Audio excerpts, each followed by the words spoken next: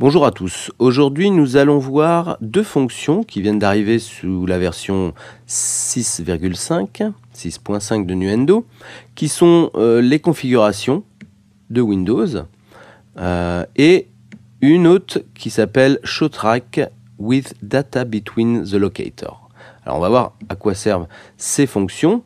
Alors je ne vais pas rentrer dans les détails, je vais juste vous montrer comment on peut s'en servir.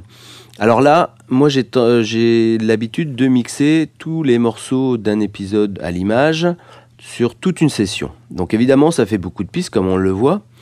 Et je mets aussi mes stems finaux. Donc ça fait beaucoup de choses et il faut être pour le coup très organisé. Donc là, j'ai fait une configuration de mix où je retrouve toutes mes tracks et tous mes montages.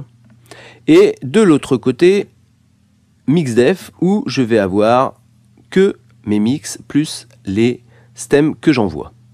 Voilà, donc déjà c'est très pratique de pouvoir faire ça directement et donc c'est assez facile de le faire. On fait créer configuration, etc. Et vous allez pouvoir mettre des pistes visibles ou pas. Voilà.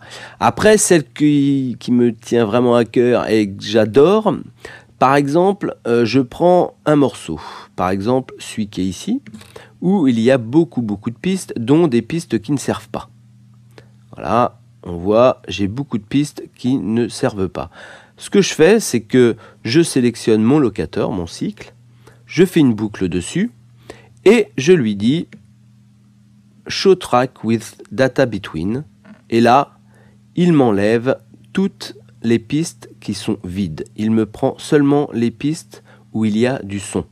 Alors, ce qui permet déjà de diminuer notre session, mais de l'autre côté, on peut faire la même chose directement sur la table de mixage.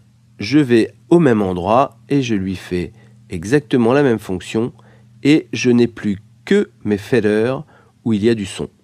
Donc, ce qui permet d'avoir avoir toutes les pistes directement accessibles sur notre table de mixage. Voilà, donc je voulais vous la montrer car je la trouve vraiment très bien et j'espère que vous allez l'utiliser parce que c'est vraiment une très bonne fonction. Eh bien, je vous souhaite encore un bon mix et puis au prochain tuto.